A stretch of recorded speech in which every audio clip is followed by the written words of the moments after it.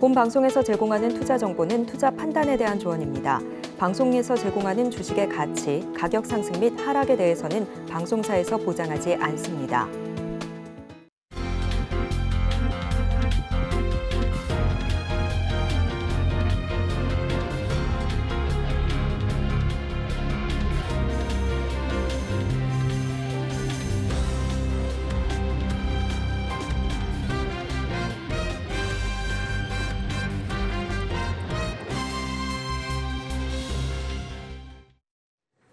시청자 여러분 안녕하세요. 오늘을 돌아보고 내일을 준비하는 오늘장 내일장 일부 진행의 백선혜입니다. 금리는 시장에서 중력과 같은 역할을 합니다. 이 금리에 따라서 시장의 많은 부분이 좌지우지되게 되는데 미국의 고금리 현상에 우리 시장이 가장 큰 영향을 받고 있는 것으로 보입니다. 대표적인 희생양으로 자리 잡고 있는 모습인데요.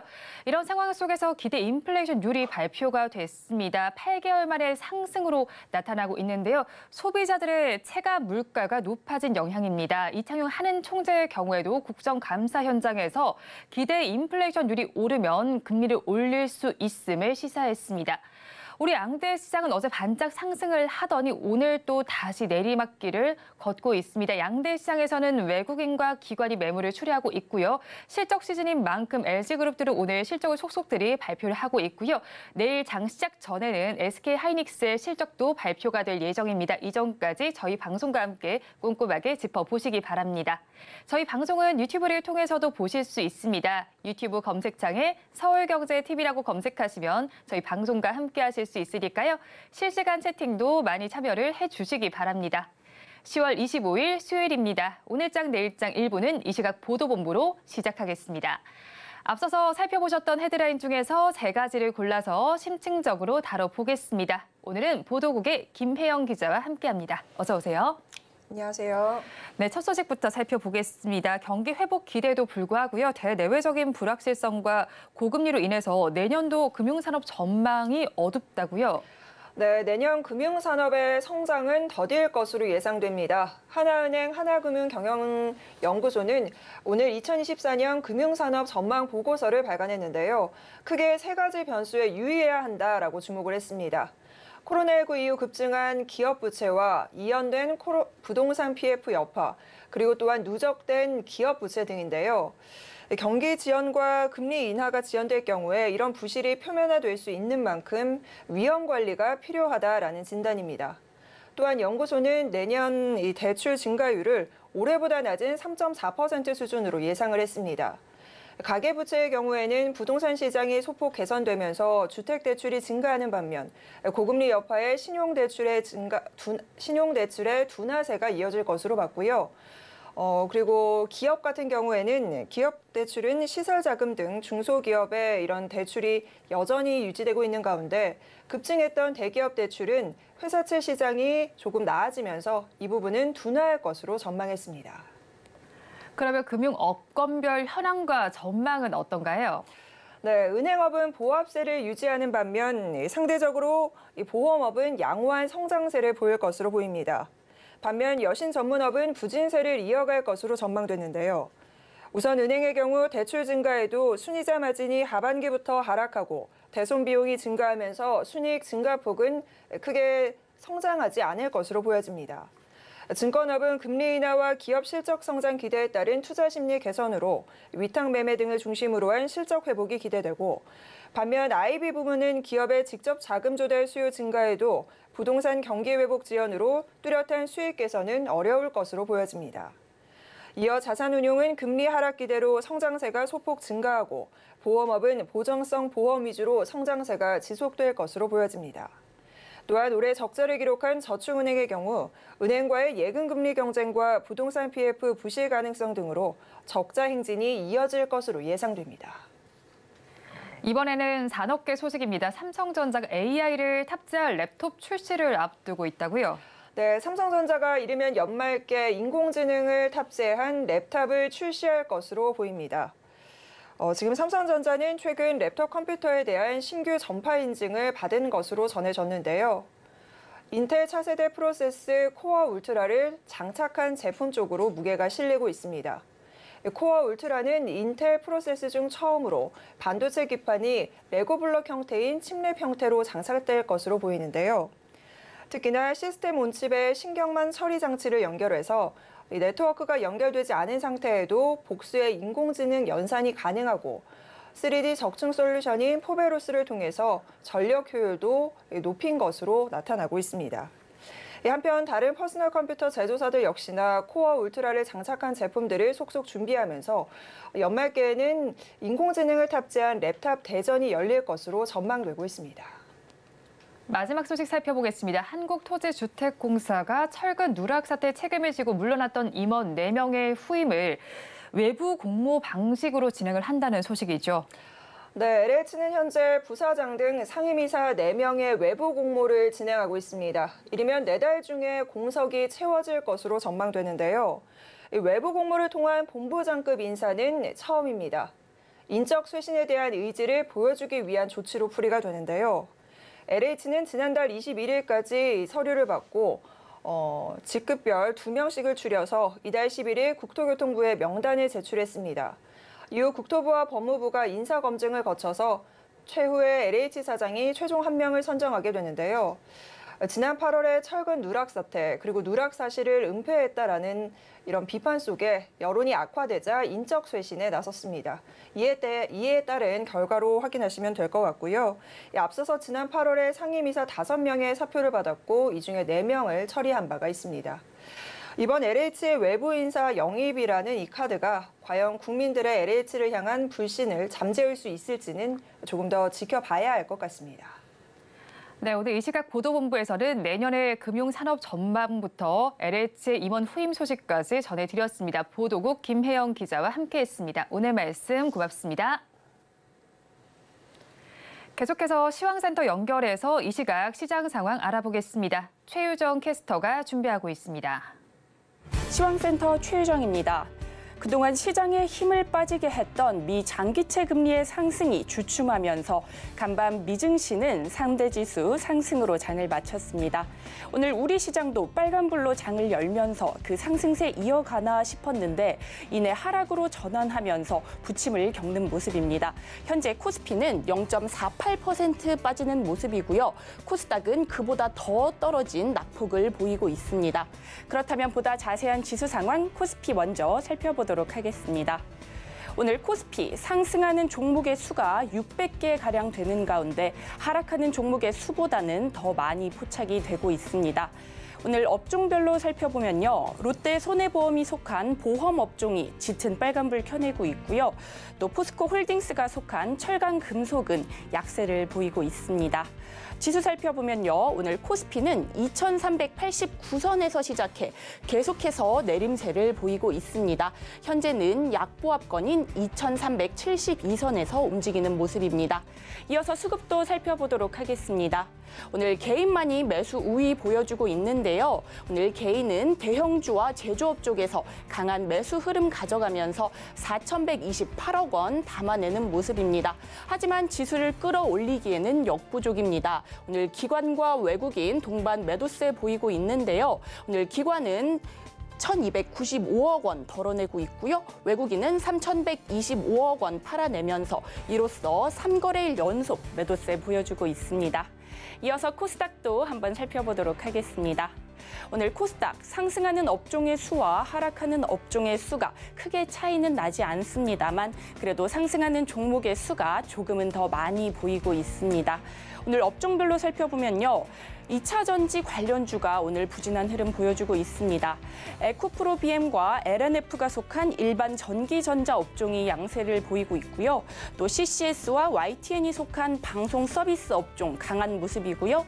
또 유진기업이 속한 비금속 업종도 짙은 빨간불 켜내는 모습입니다. 오늘 지수 살펴보겠습니다. 오늘 코스닥은 788선에서 시작했는데요. 시가가 고가였습니다. 계속해서 낙폭을 키워가는 모습인데요. 현재는 1% 넘게 빠지면서 775포인트 지나가는 모습입니다. 이어서 수급도 살펴보도록 하겠습니다. 역시나 오늘 개인만이 매수 우위 보여주고 있고요. 2,222억 원 담아내는 모습입니다. 오늘 기관은 금융투자 쪽에서 대거 팔아내는 모습이고요. 773억 원 덜어내고 있습니다. 외국인은 1,551억 원 덜어내면서 3거래일 만에 매도세로 돌아선 모습입니다. 이어서 섹터별 흐름도 살펴보도록 하겠습니다. 먼저 상승하는 섹터 화장품 관련주 살펴보도록 하겠습니다. 화장품 관련주 오늘 오후장 들어서면서 강세를 보이고 있습니다. 중국의 광군제에 대한 기대감이 더해지면서 오늘 강한 상승 탄력 받아가는 모습인데요. 또 중국 소비가 회복될 것이라는 전망에 오늘 빨간불 짙게 켜내는 모습입니다. 먼저 마녀공장 상한가에 진입한 모습이고요. 현재까지도 풀리지 않고 있습니다. 이어서는 한국 화장품 제조가 강합니다. 21%대 두 자릿수대 상승세 보여주고 있고요. 네, 뷰티 스킨이 24%로 더 강한 모습 보여주고 있네요. 이어서는 한국 화장품과 코리아나도 두 자릿수대 빨간불 켜내는 모습입니다. 이어서 하락하는 섹터 2차 전지 관련주 살펴보도록 하겠습니다. 오늘 2차 전지 관련주 전반적으로 부진한 흐름 보여주고 있습니다. 간밤 GM이 전기차 생산치 목표를 낮추면서 오늘 그 영향을 받아가는 모습인데요. 양극재 판가가 하락하고 또 리튬과 광물 가격이 하락하면서 오늘 부진한 모습 보여주고 있습니다. 관련주 살펴보겠습니다. 오늘 포스코 퓨처엠 7.87% 약세 흐름 보여주고 있습니다. 포스코 퓨처엠은 3분기 실적 예상치를 밑돌면서 증권가에서는 목표치를 일제히 하락하는 모습인데요. 오늘 이 때문에 파란불 짙게 켜낸 모습입니다. 이어서 오늘 윤성 FNC도 7%대 낙폭 보여주고 있고요. 오늘 에코프로비엠도 7% 내리면서 21만 6,500원에 거래되는 모습입니다. 또 LNF도 3분기 실적 전망치가 부진할 것이라고 전망되면서 오늘 6%대 파란불 켜내는 모습입니다. 이상 오늘장 시황 살펴봤습니다. 남은 오후장도 저희와 함께 하시면서 성공 투자하시기 바라겠습니다. 이상 시황센터 최유정이었습니다.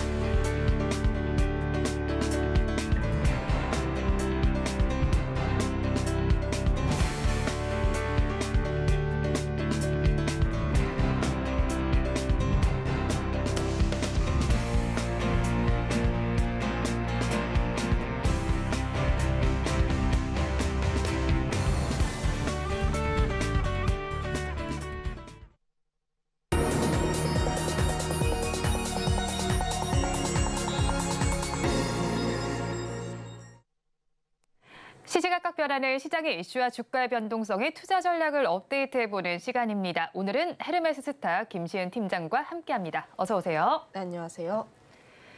팀장님과 이야기 나눠볼 뉴스 화면을 통해서 살펴보겠습니다. 오늘의 뉴스입니다. 서울경제신문에서 발췌한 내용입니다. 현지 시간으로 어제 윤석열 대통령이 카타르 국빈 방문 첫 일정으로 카타르 도하에서 열리고 있는 국제원예 박람회 한국관을 찾았습니다. 윤 대통령은 한국관에 전시물을 설치한 우수 스마트팜 기업 관계자들을 만나 격려하며 중동 스마트팜 시장 진출을 지원하겠다는 의지를 내비쳤습니다. 관련해서 오늘 스마트팜 관련주인 우듬지팜과 그린플러스 농우바이오에서 강세 흐름이 관찰되고 있습니다. 자세한 내용 짚어보겠습니다. 윤석열 대통령 사우디아라비아에서는 21조 규모의 오일머니를 유치한 데 이어서 어제는 카타르 도하를 방문해서 국제 원예 박람회를 찾았습니다. 이 자리에서는 스마트폰과 관련한 세일즈를 연이어 가고 있는데 관련주들 주가 어떻게 나타나고 있나요? 가장 대장주라고 할 수 있는 게 우듬지팜이라는 종목인데 관련 종목군의 시세는 갑자기 오늘 나온 게 아니라 해당 종목군은 2, 3거래일 전부터 나왔습니다.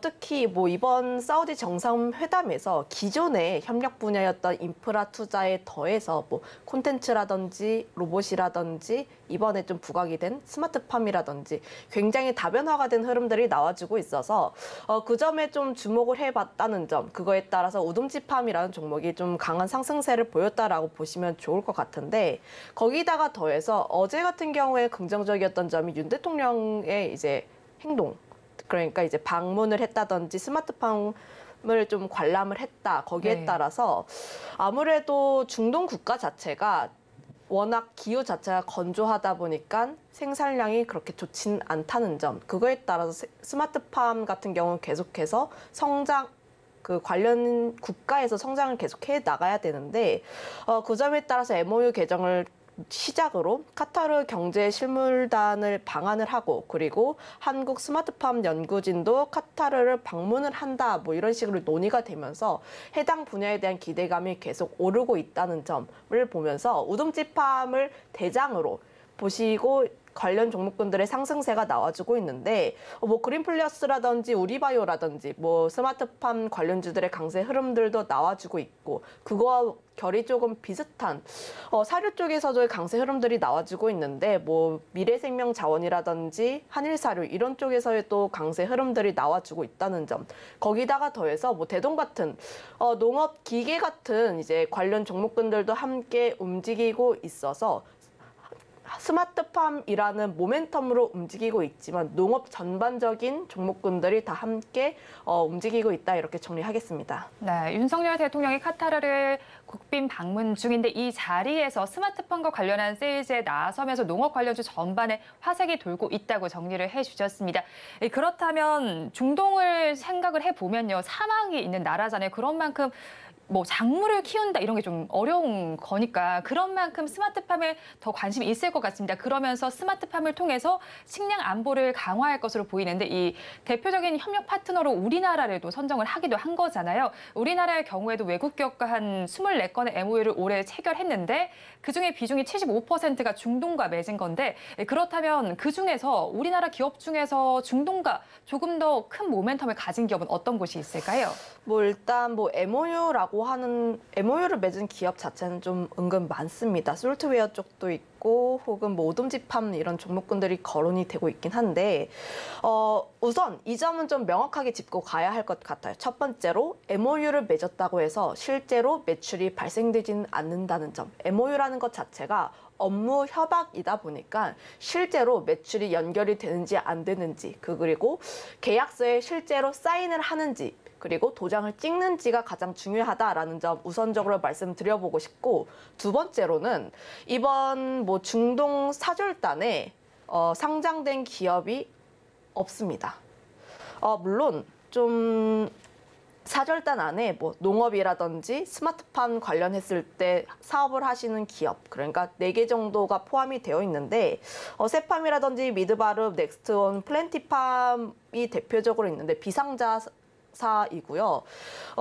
이런 이슈에 따라서 지금 움직이고 있는 우듬지팜이라든지 그린플러스 같은 이런 기업들이 포함이 되어 있지 않기 때문에 사실 그 부분을 조금 보게 된다면 지금은 어느 정도 모멘텀 때문에 올라가는 그러니까 테마 때문에 올라간다는 점 한번 염두를 해보시면 좋을 것 같아요.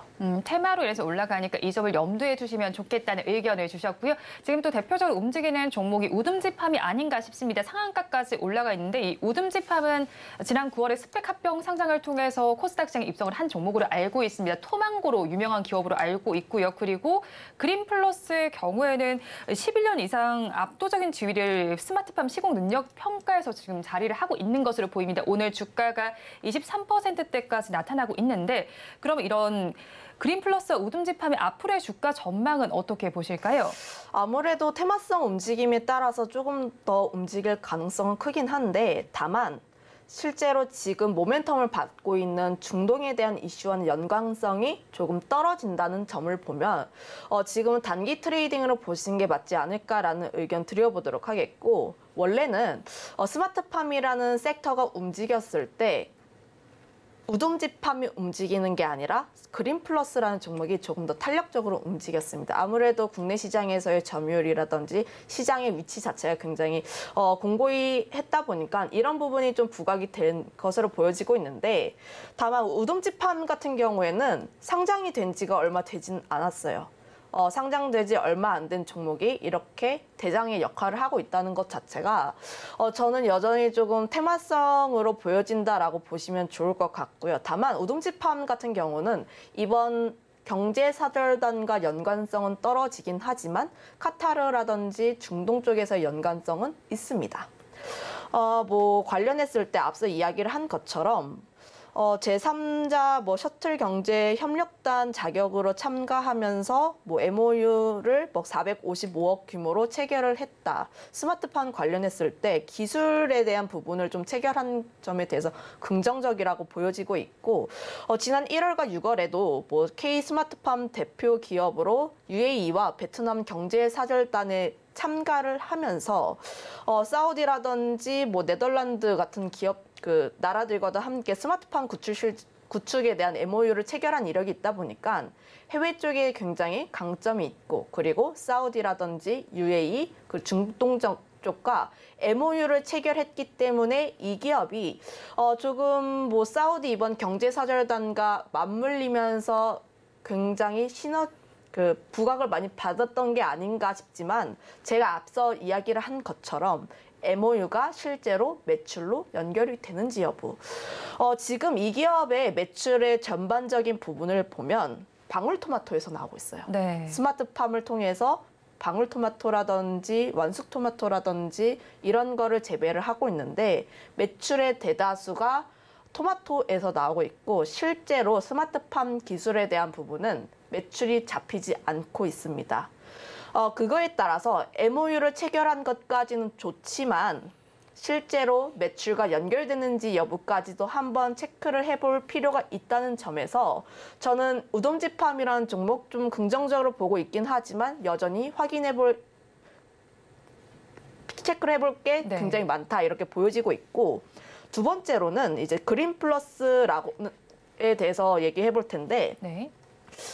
그린플러스 지금 주가가 굉장히 많이 눌려 있다가 거래량 동반해서 다시 한번 올라가는 모습들을 보여주고 있어요. 그런데 60선을 맞고 다시 한번 윗꼬리가 살짝 달리면서 내려오고 있는 모습들입니다. 네. 아무래도 지금 그린플러스 같은 경우에 우동집팜을 따라갈 수밖에 없는 구조이다 보니까 우동집팜이 어떻게 움직이는지 흐름들을 면밀하게 체크를 해볼 필요가 있겠고, 그린플러스라는 종목도 좀 모멘텀적인 측면으로 봤을 때 국내에서는 좀 굉장히 긍정적인 기업이긴 합니다. 다만 이 기업 자체가 실적에 대한 부분을 봤을 때 회사 측에서 이야기를 하기로는 23년도 매출에 대한 성장은 크게 기대할 것이 없다라는 멘트를 날렸고요. 오히려 이 기업 같은 경우는 지금 우리 회사의 포커스는 24년 이후, 그러니까 24년 이후에 호주라든지 알루미늄 관련했을 때 다양한 계약을 좀 체결한 부분이 있다 보니까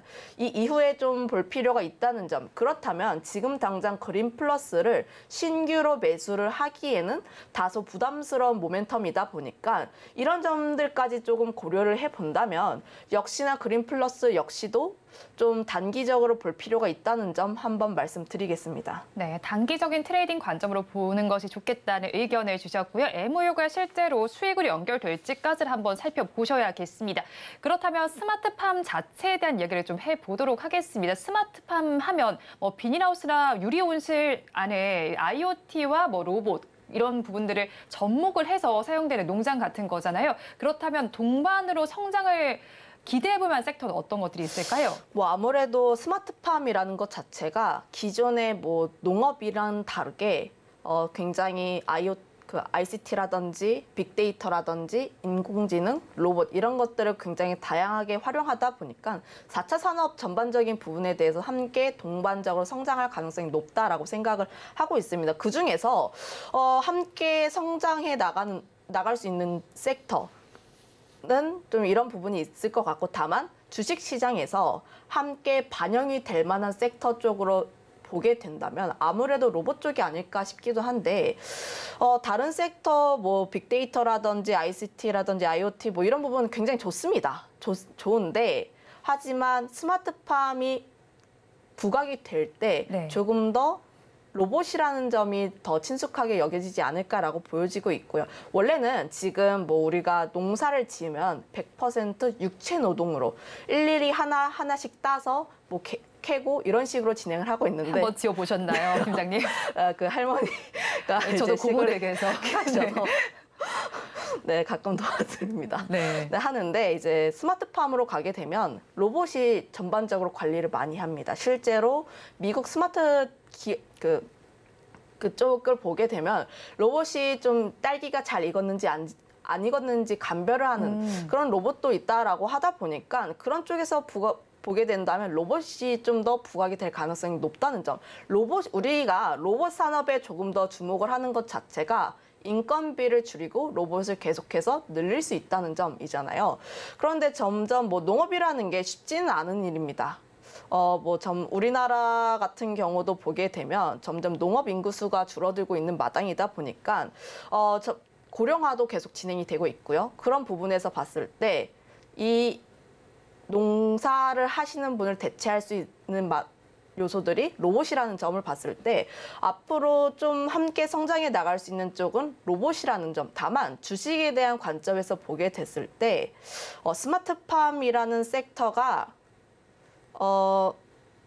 좀 오래 가진 않습니다. 그러니까 네. 시세의 연속적인 측면에서 봤을 때 강하게 올라갔던 적은 거의 없다라고 보시면 좋을 것 같고, 오히려 스마트팜 섹터가 올라갔을 때는 이상기후로 인해서 농식물에 대한 가격이 급등을 했고, 농식물 가격이 급등하다 보니까 사료라든지 이런 쪽에서의 움직임이 한번 나온 다음에 그 다음에 이상기후로 인해서 농식물이 제대로 원활하게 안 나온다면 그러면 이 부분을 대체할 수 있는 수단이 무엇이 있을까라고 나왔을 때 스마트팜 쪽이 나옵니다. 그러니까 이제 생각의 알고리즘 자체가 스마트팜이라는 게 먼저 나오는 게 아니라 사료가 먼저 움직이고 그다음에 스마트팜이 움직이다 보니까 이런 부분으로 보게 됐을 때 좀 그린플러스를 비롯한 스마트팜 관련 종목군들은 조금 길게 끌고 가시기보다는 조금씩 짧게 진행하시는 게 맞지 않을까 보고 있어요. 네, 일단 뭐 움직임 자체는 짧겠지만 연관될 만한 쪽을 로봇 쪽을 짚어주셨습니다. 그럼 오늘 전반적으로 스마트팜과 그리고 관련된 섹터까지 좀 살펴봤는데 탑픽 종목 이 안에서 가지고 오셨을까요? 네, 저는 이제 단기적으로 보고 있어서 다른 종목군을 가지고 왔는데 화장품 쪽에서 갖고 왔습니다. 제가 그동안 뭐 화장품 섹터에 대해서 굉장히 긍정적으로 이야기한 바가 있다 보니까 좀 이번에 공략을 해볼 만한 종목을 CNC 인터내셔널이라고 가지고 왔는데, 오늘 보면 화장품 섹터 굉장히 강세 흐름들이 나오고 있어요. 아무래도 중국 국채 발행에 대한 부분들도 있고 3분기 화장품 ODM 쪽에 대한 실적 성장세도 계속 나오고 있어서 관련 부분에 대한 기대감이 계속 나오고 있다라고 보시면 좋을 것 같은데, CNC 인터내셔널 같은 경우에는 다른 화장품 OEM 기업 대비했을 때 주가의 상승률이 약간 더디다는 점, 물론 3분기 실적을 봤을 때 컨센을 약간 하회할 것으로 전망하고 있어서 CNC 인터내셔널의 주가 움직임이 조금 더딘 편이긴 하지만 화장품 OEM 쪽에 시장 성장세를 보게 된다면 4분기부터는 다시 한번 실적에 대한 부분이 더 크게 기대가 된다라고 보시면 좋을 것 같아서, 관련했을 때 이 부분에 조금 더 집중을 해본다면 CNC 인터내셔널이라는 기업도 지금 후발로 투자를 하기에는 나쁘진 않은 선택이다, 이렇게 정리하겠습니다. 네, 탑픽 종목으로는 CNC 인터내셔널 가지고 오셨습니다. 지금까지 헤르메스 스탁 김시은 팀장과 함께했습니다. 오늘 말씀 고맙습니다.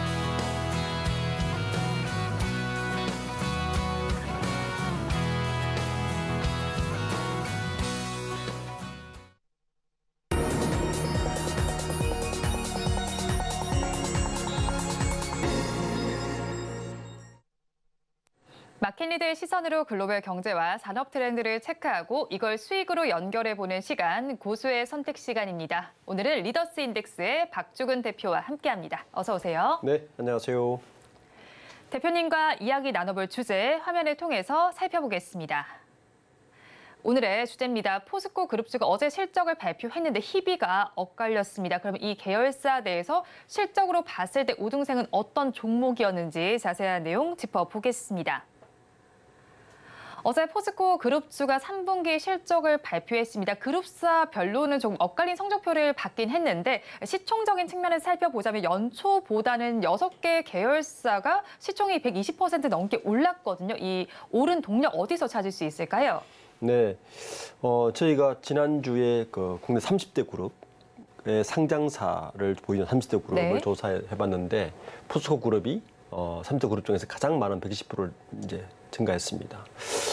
역시 동력은 요즘 포스코 별명이요. 철강이 밀고 2차 전지가 끌고 옵니다. 그러니까 포스코가 한 4, 5년 전에 최종호 회장이 부임하면서 탈스틸을 외치면서 탈스틸 전략이 지금 먹혀들고 있다. 근데 그렇게 봐야 되는 거죠. 실제 포스코 그룹의 그 카펙스 투자 규모를 보면 이게 분명히 나타나는데 2016년에서 2018년 포스코 전체 설비 투자의 한 72% 정도가 철강 관련했는데 최근에 보면 19년에서 22년 그 사이를 보면 이게 62%가 줄어요. 10%포인트가 줄고 올해하고 내후년까지는 아마 이게 50% 미만으로 떨어질 겁니다. 실제 어제 포스코 그룹 IR 팀장이 나와서 하는 얘기가 지금 카펙스로 투자한 실적이 실질적으로 올해부터 성과가 나타날 것이다라고 지금 얘기하고 있기 때문에 이러한 부분들이 주가로 그대로 반영되고 있지 않는 게 아닌가라고 생각되고 있습니다. 네, 일단 시총 자체가 크게 늘어난 만큼 포스코 그룹의 IR에도 시선이 많이 쏠리셨을 것 같은데 이 실적의 1등 공신은 바로 포스코 DX가 아닐까 싶습니다. 두 개 분기 연속으로 봤을 때도 영업이익이 300억 원을 넘게 기록을 하기도 했고요. 또 포스코 그룹 내에서 신성장 사업을 위해서 스마트 팩토리 구축하는 역할을 담당하고 있으니까 가장 크게 또 오름세가 나타나지 않았나 싶기도 합니다. 그러면 구체적인 3분기 실적 어떻게 나왔는지 궁금하고요. 4분기 전망은 또 어떻게 하시는지 대표님께서 말씀해 주시죠. 포스코 DX가 실적을 발표했는데 말씀하신 것 같이 영업이익이 321억. 네. 지금 영업이익률이 9%대예요. 성장세가 높고 영업이익이 굉장히 가파르게 지금 증가하고 있습니다. 이게 매출액은 48% 늘었고요. 지난 동기 대비. 당기순이익은 지난 동기 대비 75.9% 늘었습니다. 이유는 역시 2차 전지 때문입니다. 포스코 그룹이 6개의 상장사가 있지 않습니까? 네. 상장사가 있으면 크게 스틸 쪽과 2차 전지 쪽으로 좀 구분해서 봐야 되는데 2차 전지 관련주가 일단 포스코 퓨처엠이 있죠. 오늘 좀 떨어지고 있긴 하지만 그리고 포스코 퓨처엠과 함께 포스코 DX가 사실 2차 전지 직접 수혜를 꼽힙니다. 왜냐하면 지금 제가 초반에 카펙스라고 말씀드리지 않습니까? 네. 포스코의 투자 금액이 탈스틸을 이루면서 50% 미만으로 올해 떨어질 것이다. 그 투자 금액이 어디로 가냐 하면은 포스코 퓨처엠으로 갑니다. 포스코 퓨처엠이 투자를 하면 어디가 수혜를 받느냐? 바로 포스코 DX입니다. 그러니까 2차 전지의 밸류체인이 포스코는 대부분 10개 있는데 네. 포스코 퓨처엠의 퓨처엠이 그 2차 전지 양극재를 위해서 투자를 하면 포스코 퓨처엠이 실적으로 나타나는 건 1년 반 이후에 걸리겠지만 그 투자가 바로 분기마다 실적으로 연결되는 것은 포스코 DX거든요. 그러니까 2차 전지가 성장하면 성장할수록 가장 단기간에 수혜를 보는 건 포스코 DX고 연차적으로 수혜를 보는 거는 그다음 포스코 퓨처엠이고 포스코 퓨처엠이 더 잘, 그 2차 전지가 더 잘 되면 그다음 포스코 인터내셔널이 수혜를 볼 것이고 이 전체를 포괄해서 포스코 홀딩스가 수혜를 볼 요 구조를 가지고 있거든요. 그러니까 포스코 DX는 지금 이런 성장세에 1차적인 수혜를 보는 그 기업이기 때문에 포스코 그룹 내에서 포스코 DX의 성장세가 포스코 퓨처엠이 공장을 증설할 때마다는 굉장히 빠르게 이익으로 지금 실현되고 있을 거라고 예상되고 있습니다. 1차적인 수혜를 받는 기업이 포스코 DX라고 짚어주셨고 나머지 기업들에도 수혜가 또 퍼질 것으로 짚어주신 만큼 한번 참고를 해보시면 좋겠습니다. 또 포스코 DX하면 코스피 이전 상장 이슈가 있지 않습니까? 이전 상장 계획 발표 이후로는 시가총액이 800% 넘게 올라가기도 했고요. 또 지난 10일에는 이전 상장을 위한 예비 심사 신청서를 접수하기도 했습니다. 거기에 11월 MSCI 편입 기대감도 있는데 앞으로 주가는 어떻게 흘러가게 될까요? 포스코 DX의 이런 성장세는 제가 방금 말씀드린 대로 포스코 그룹이 그 리튬, 니켈 등 2차 전지 핵심 원재료부터 양극재, 음극재를 만드는 퓨챔 그리고 그 전체를 아우르는 이 포스코 홀딩스 이게 이제 풀 밸류체인이라 그러거든요.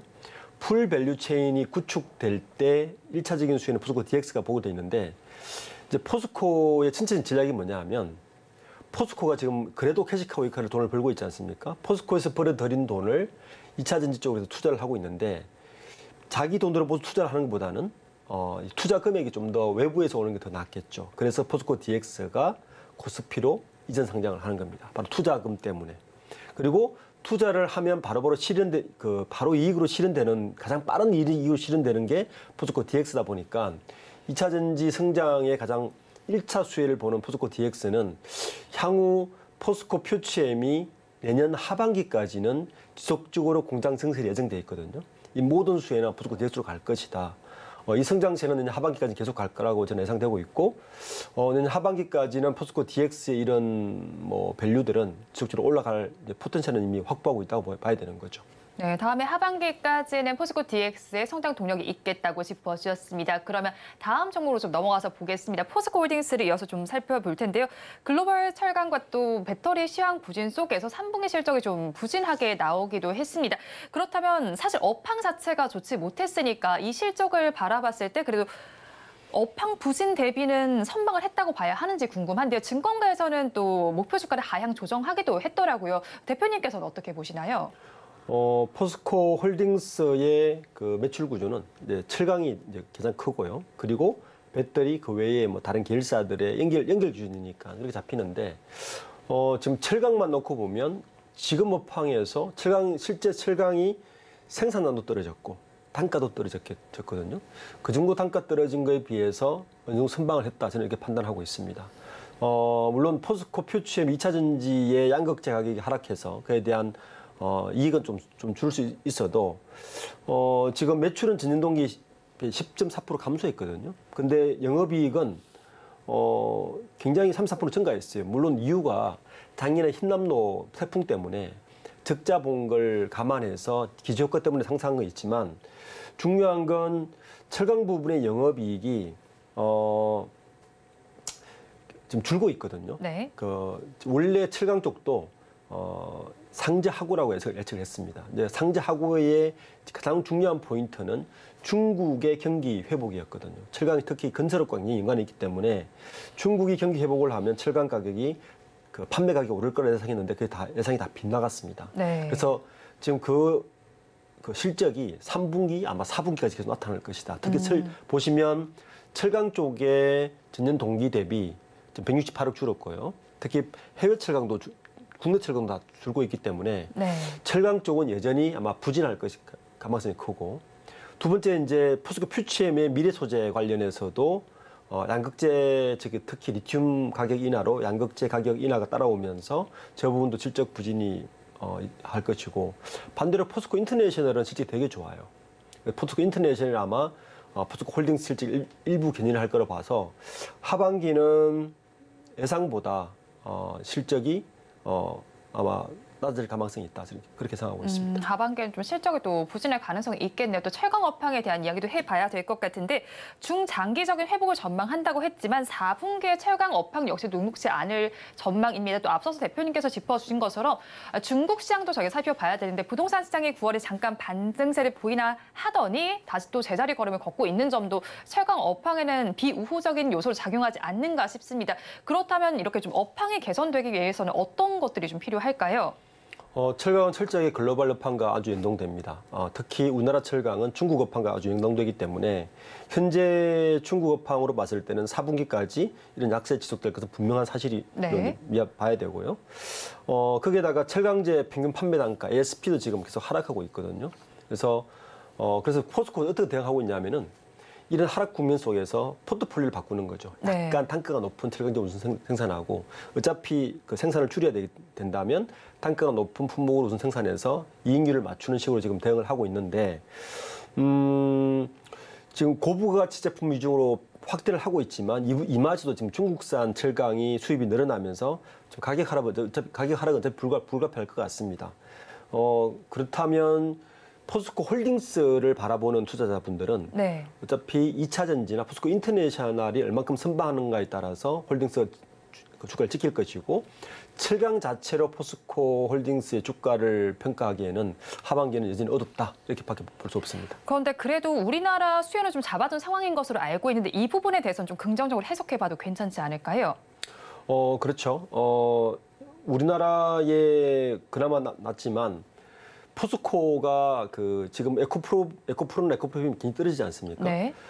제가 이 자리에서 몇 번 이야기한 것 같은데 포스코의 2차 전지가 다른 그룹의 2차 전지보다 훨씬 강할 수 있었던 가장 큰 이유는 원재료의 확보입니다. 그러니까 포스코 인터내셔널을 전 중국에서 보고 있는데 포스코 인터내셔널을 통해서 원재료의 광산부터 수입, 가공, 그다음에 원재료 공급까지 모두가 포스코에 내에서 할 수 있어서 2차 전지의 양극재가 가격이 하락하더라도 그나마 다른 그룹에 비해서 경쟁력이 있는 곳은 저는 포스코라 보고 있거든요.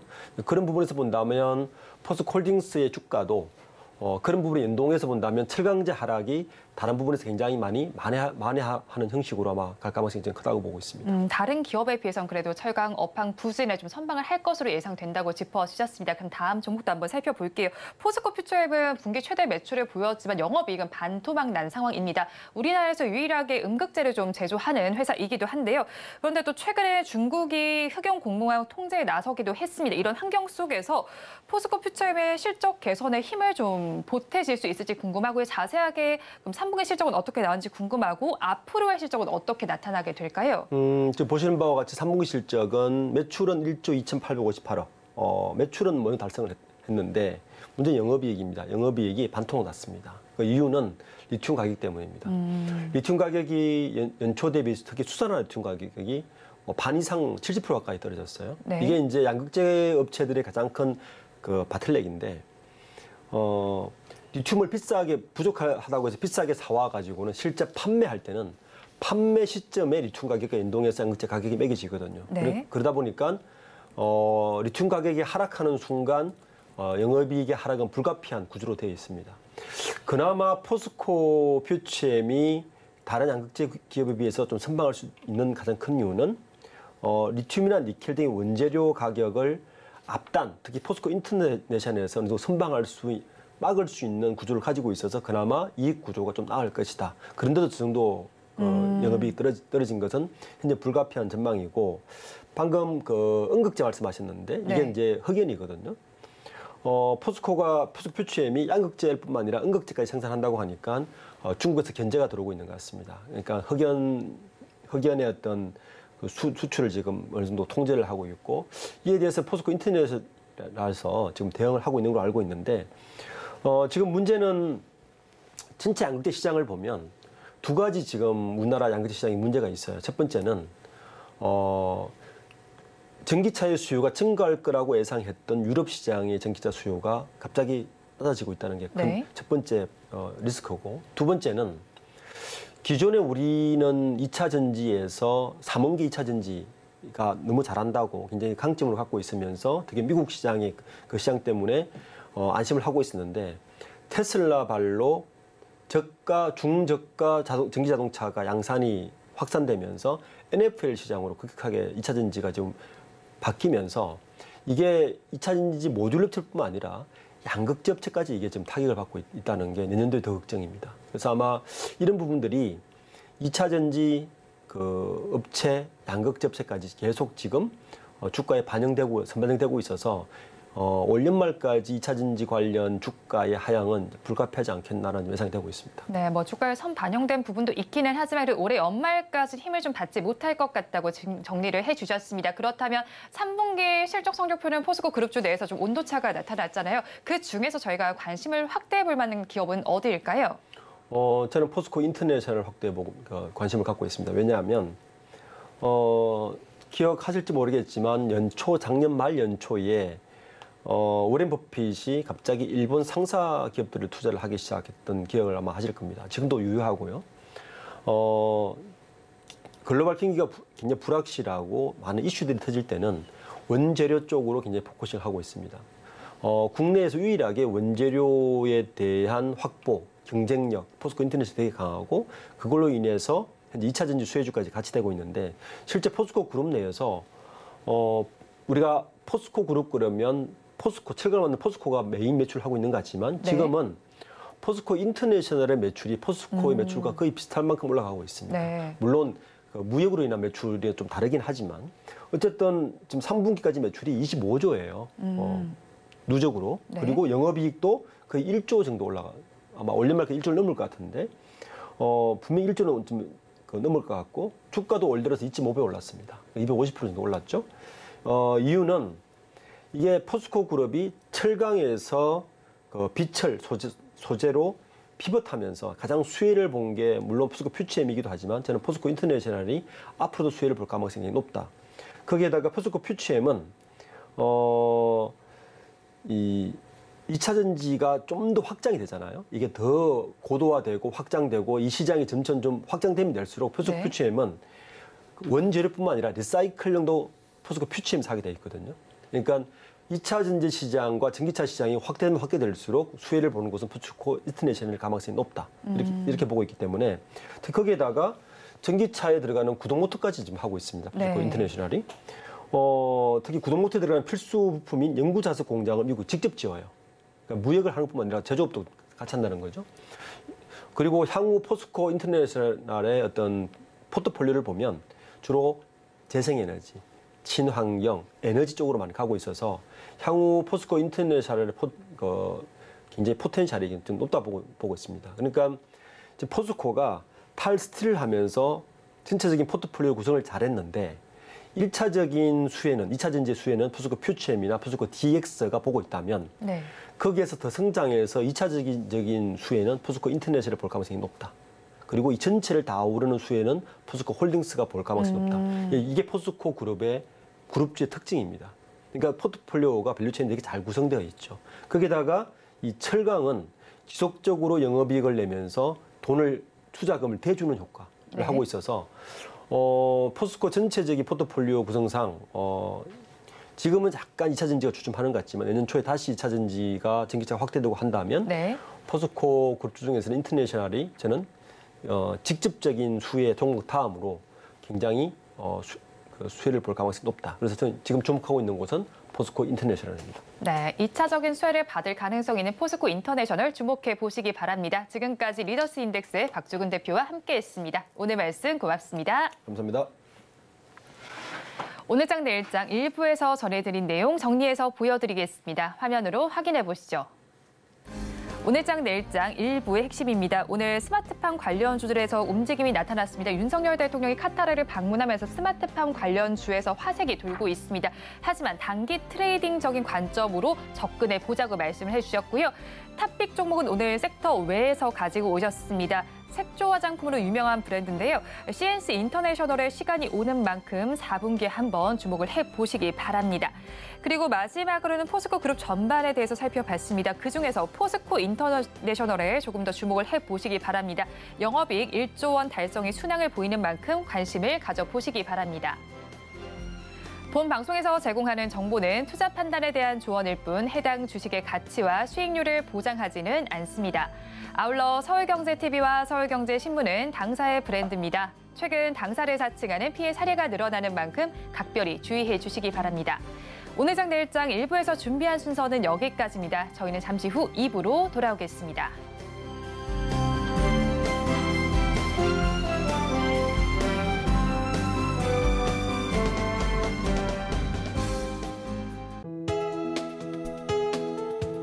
본 방송에서 제공하는 투자 정보는 투자 판단에 대한 조언입니다. 방송에서 제공하는 주식의 가치, 가격 상승 및 하락에 대해서는 방송사에서 보장하지 않습니다.